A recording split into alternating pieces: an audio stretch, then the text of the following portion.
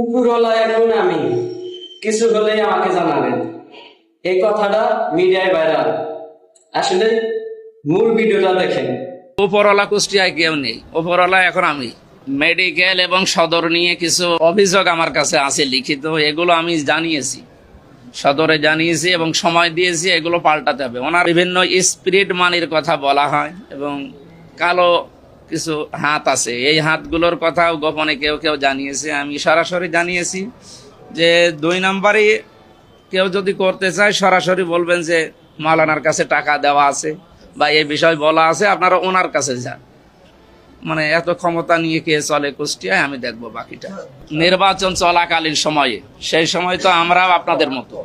এখন যেহেতু পরিবর্তন এসেছে, এখন আমি খোঁজ নেবো, আমি এখন নিজেও যাবো, দেখি বাকিটা। আশা করছি থাকবে না ওই জায়গার যে বদনামটা অন্তত যেন আর না থাকে আগামীতে।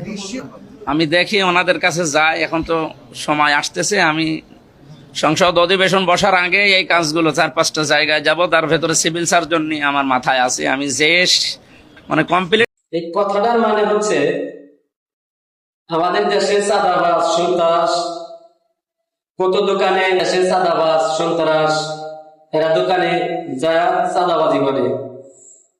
তাই আমির হামজা সাহেব বলেছেন যে কোন চাঁদাবাজ যদি আপনাদের কাছে টাকা চায়, বলবেন যে হুজুরের কাছে দিছি।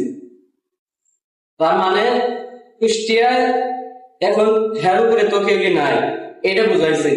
আর কিছু কিছু মিডিয়ার শয়তানরা বুঝাইছে যে আল্লাহ বুঝাইছে।